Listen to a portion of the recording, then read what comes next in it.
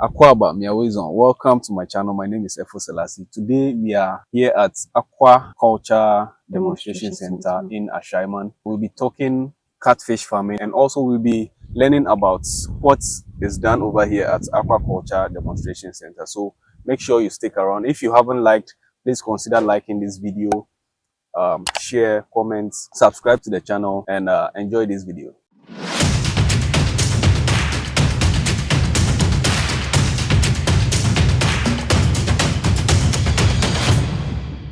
We are here with Mr. Kwateng, who is the administrator. Okay, who is the administrator here at the Aquaculture Demonstration Center, and Gloria, who is... I'm also an assistant aquaculture manager. What's the background? Tell us a brief background of this place. Okay, thank you, Selassie. This place was established in the early 1960s by Dr. Kwame Nkrumah. Yeah. It was basically, established to produce fingerlings.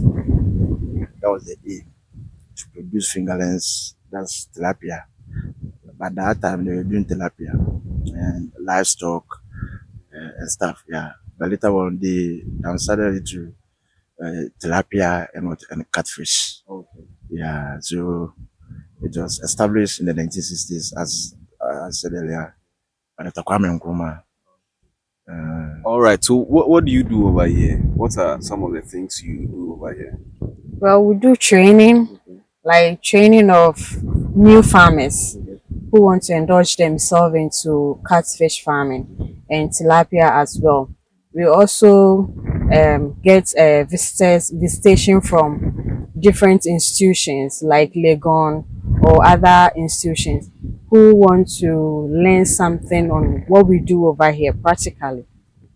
And then we also give technical advice to existing farmers and new farmers.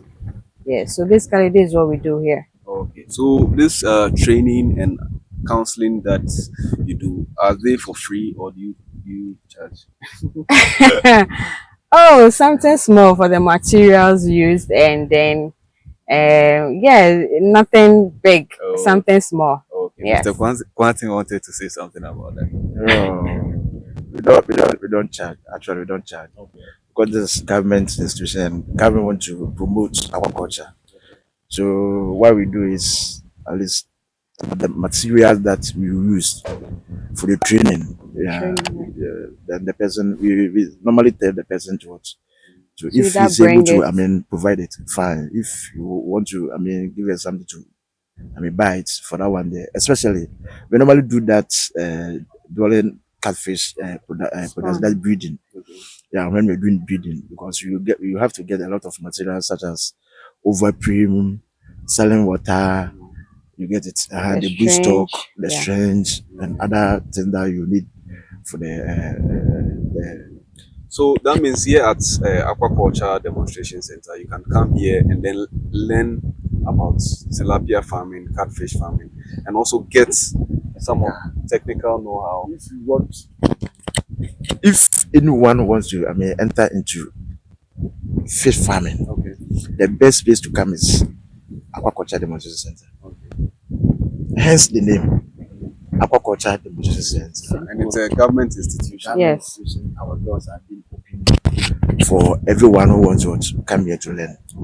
And we do pond construction a lot. Okay. Technical advisors, man, this as a we get it. Yeah. Okay, so we now understand what you guys do, and then you just give us a very brief history of this place. Now let's go into catfish farming.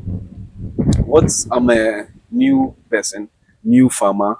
I don't have any knowledge at all in catfish farming. What is that one important thing you want me to consider even before thinking of starting a catfish farm?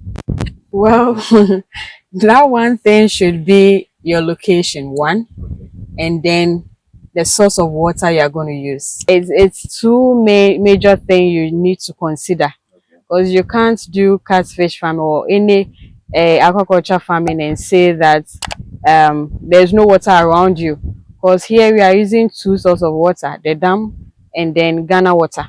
Yes, so you should consider water and then your holding unit too as well.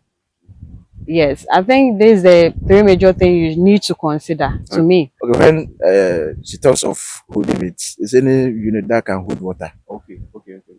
Uh, All right. any units that can hold water, being it plastic, being it concrete tank, being it earthen pond, being it tapoli, you get it. Anything at all that can hold water for the harvest rearing of fish. Okay. It's called holding unit. Okay. Can you take us through the process of catfish farming from when they are fingerlings to when they are ready for the markets? Well, maybe I'll say part and I'll dodge you to my brother to also say part. But before she goes to that place, about the things you need to consider before engaging in catfish production. Yeah. She made mention of the location, the source of water and stuff. Yeah, I want to add something small to it. About the location, that's the site. We have to also look at the type of soil. For instance, if the person wants to do a temple, you have to know the type of soil. Is the soil able to hold water? Soil like sandy soil. Sandy soil is porous. For that matter, it can't hold water. Yeah. And if you get soil like loamy, Loamy. clay loamy, Clay loamy. yeah, for that That's clay mixed with loamy. loamy, yeah, you see that for that one there, clay on its own is able to hold water. It retains water, yeah. So we have to also consider the soil. And when like we here, for instance, if you are to come to your site to construct such kind of a pond for you, we do all sort of testing. Okay. To find out whether the soil that we are going to, construct the pond is what is good for the construction of the pond before we even start giving any necessary advice. Okay.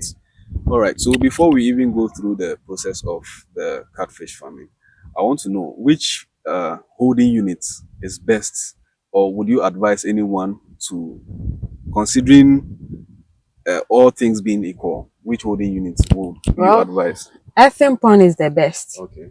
Earthen pond is the best because even if you don't feed them, they also have a natural feed beneath that they can feed on. Okay. We have the phytoplants and then the zooplants that they can feed on to grow. But when they are stuck in a concrete tank and you don't feed them, it means you are starving them. And they are carnivorous animals. So definitely they will feed on themselves. Oh, okay. Understand? So you made mention of some. You said zoo something. the zooplants and Zoo planting and the phytoplants. And what are those zoo plants and the phytoplants? Well, sometimes when a new farmer is coming, maybe he or she has already dug the pond, and then immediately he or she stocks the water, then they come. Oh, we are ready for it. No, sometimes you need to let the water settle. Okay. Settle so that the zoo plants and then the phytoplants will just grow beneath. Even on that, the protein itself is high, so they can feed on them.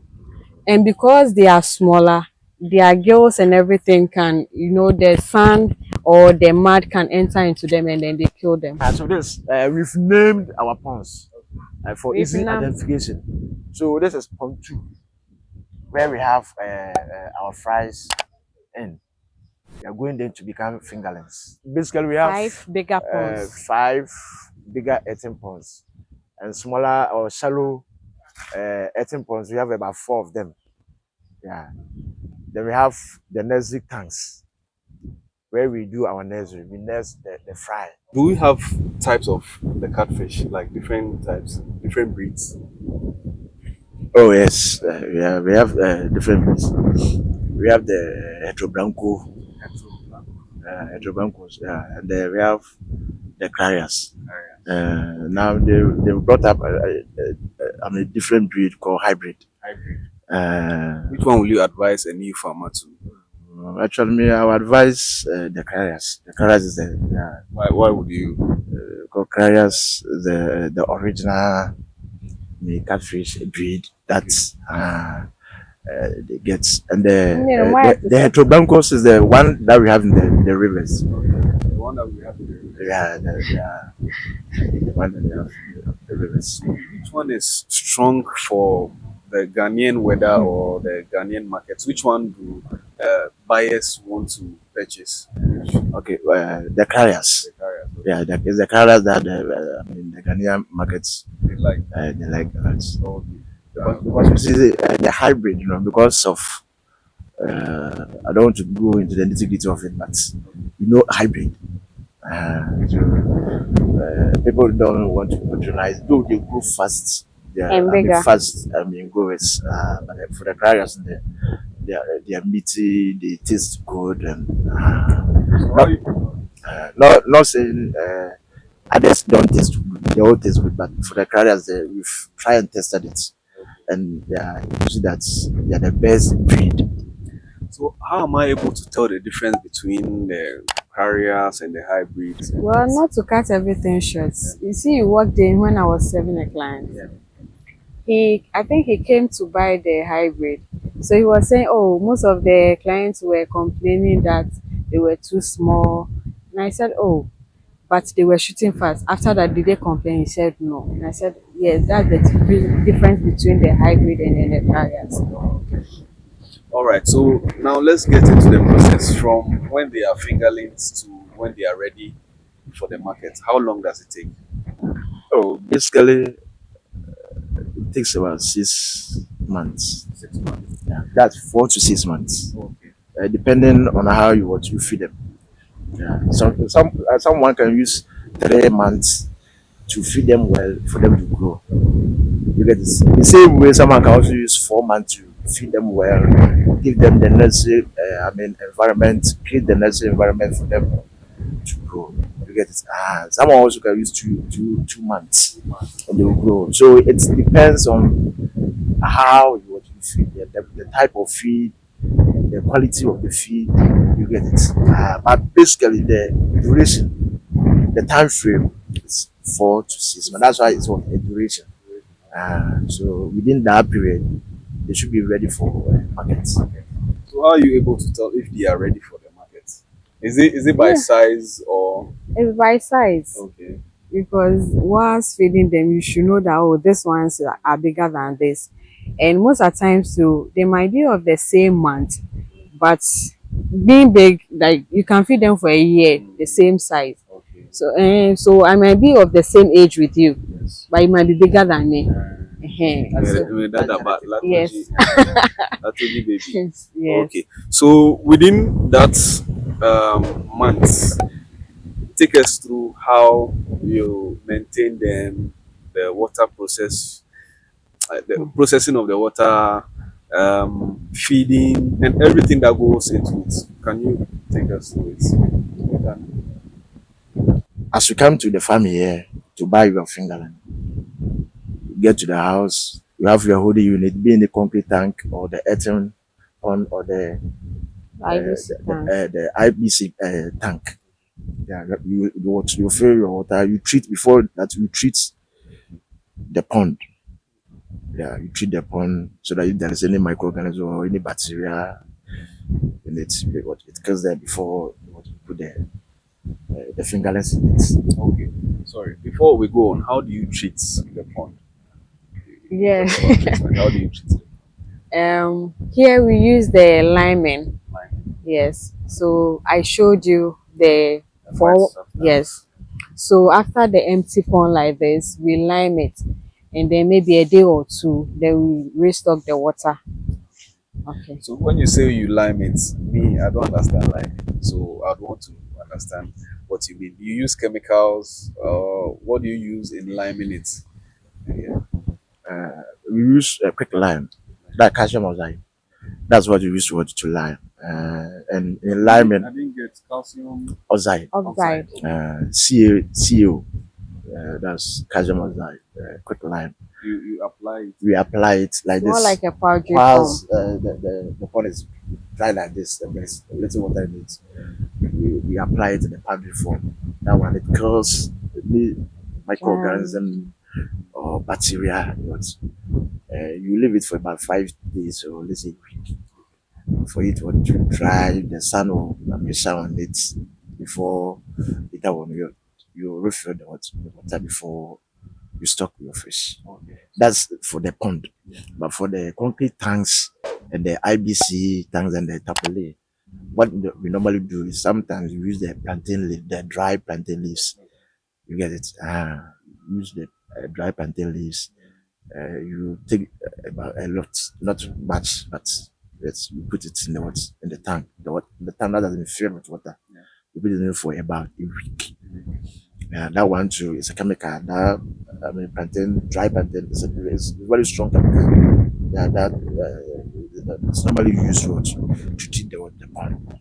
Some also normally use oil, that's the red oil and the salt.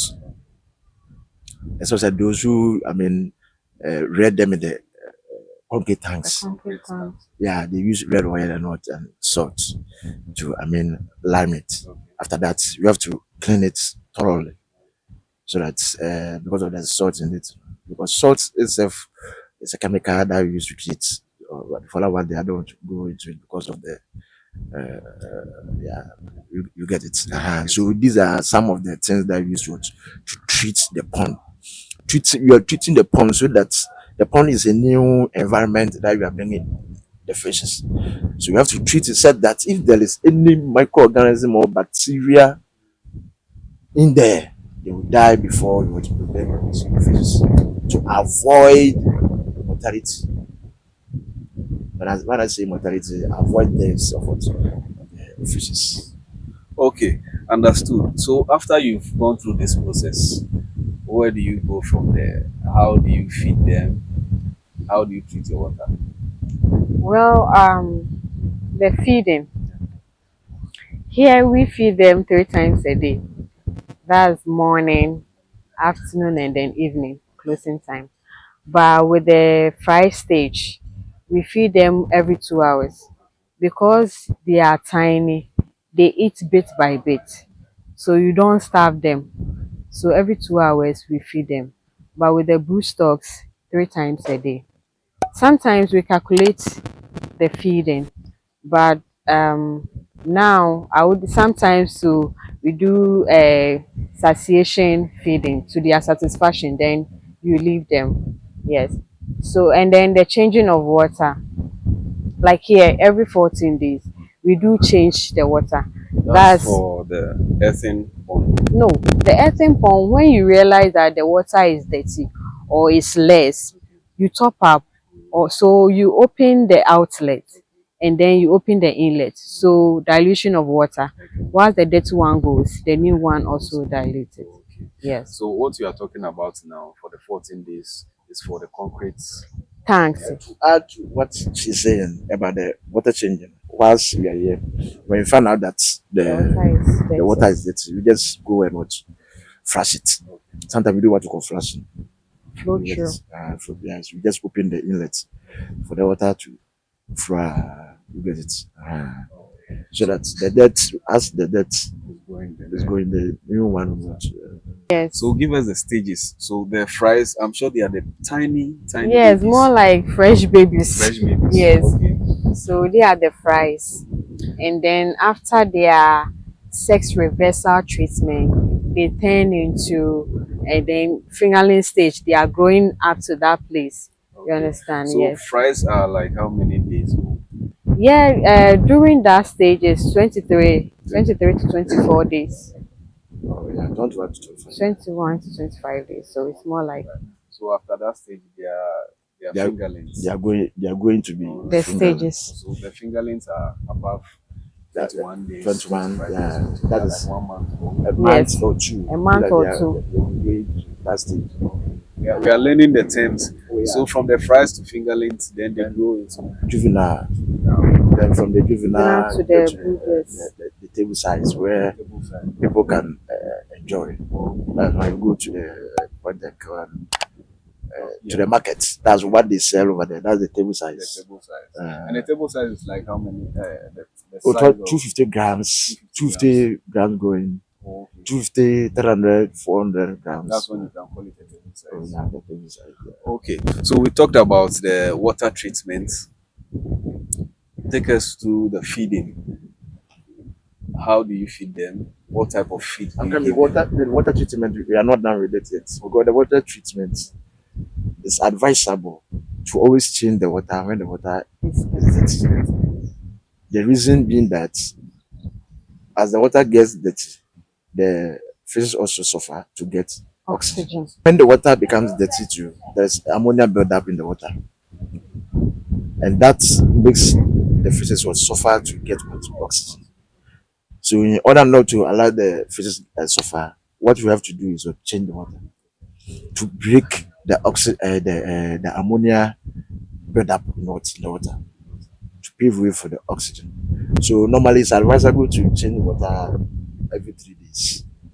Every 3 days. Not even not changing the entire water, you can even do top up or fashion, as we discussed earlier on. That we open the outlet, then you allow the fresh water to flow. You get it? It's advisable for that one day.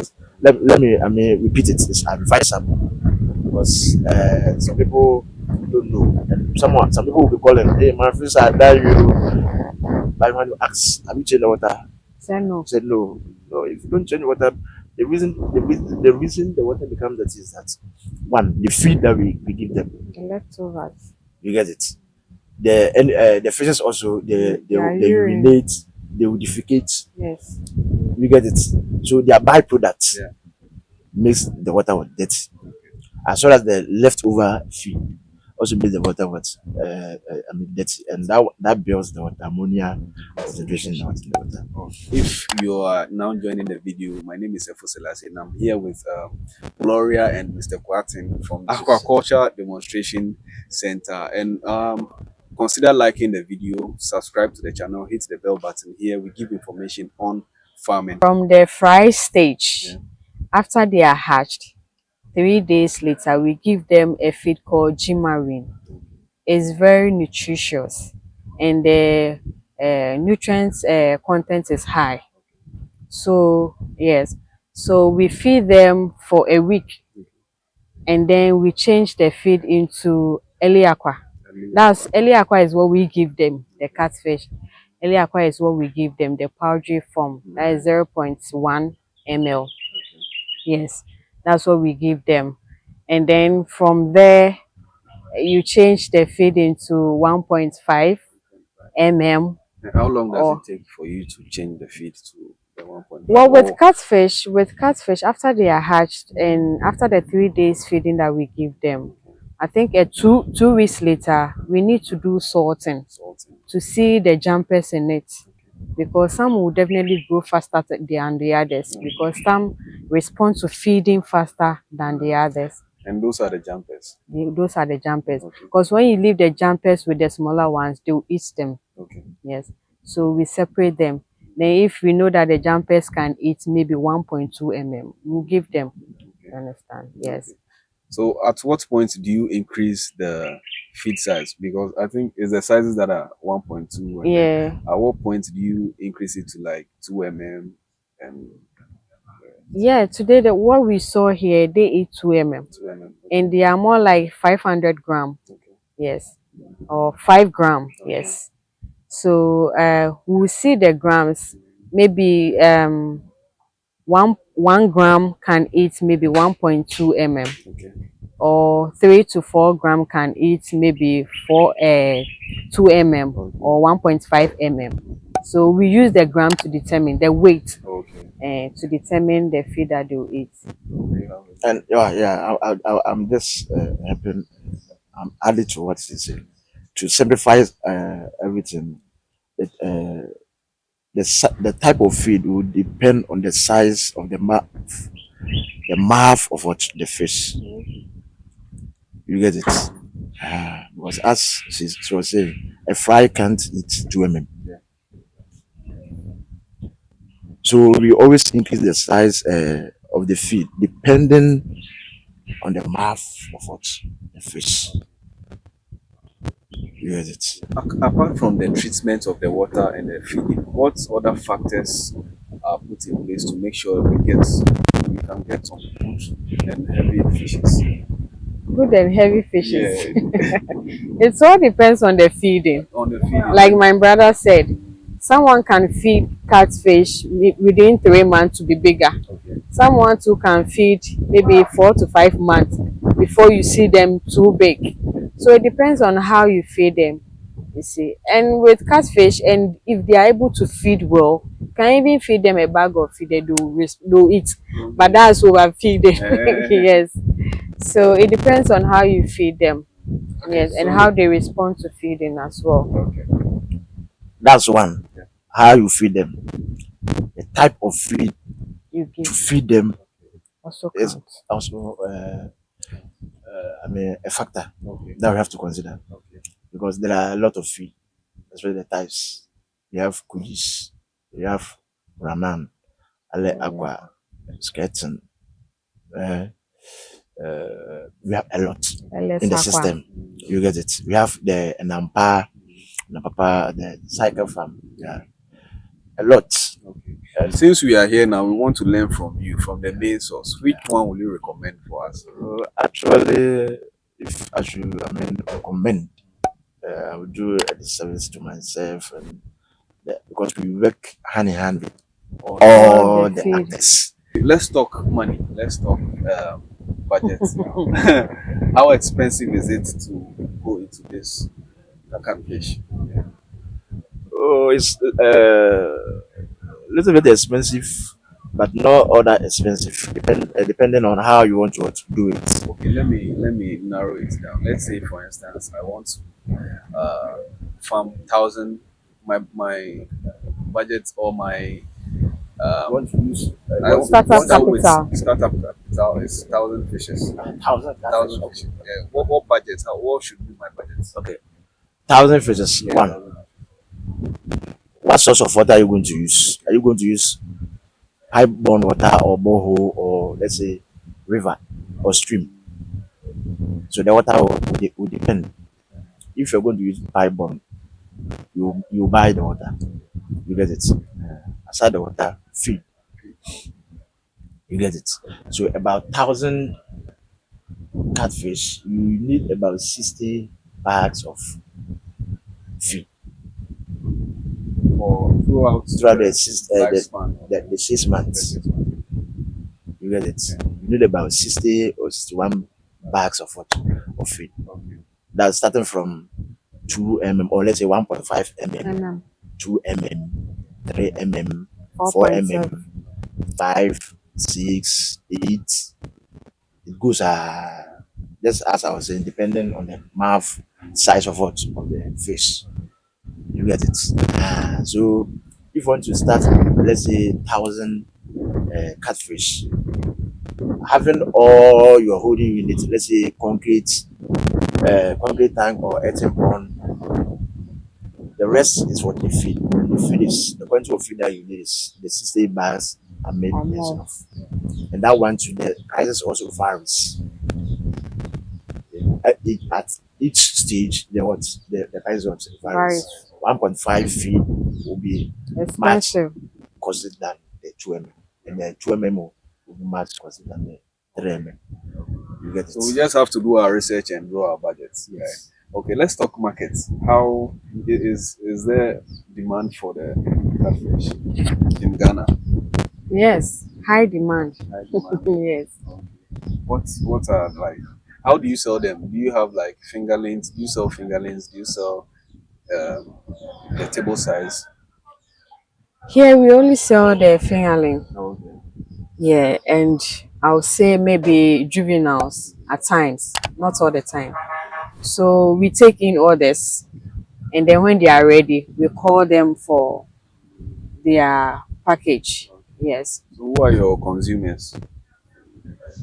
Here we don't sell consumable catfish. Okay, you said you sell Yes. juveniles. We only sell the fingerling stage or the juveniles. Yes. And mostly your clients are farmers. Farmers or new farmers who want to also indulge themselves in it. Yes. Yeah, the pensioners are coming in more Yeah. for inquiries. Those outsiders, they all want to. I mean, enter into Well, it's catfish more business like because exercising it's like and every day we eat. yes. It's a food that we always want to eat.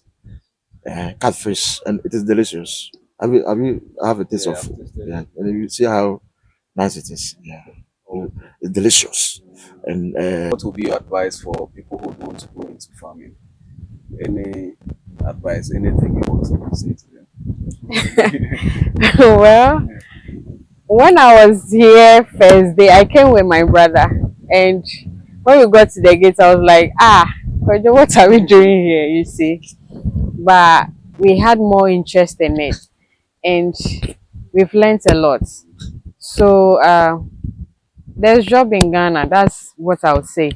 If you have any holding units, like we previously said, and you have a little capital, you can start up something.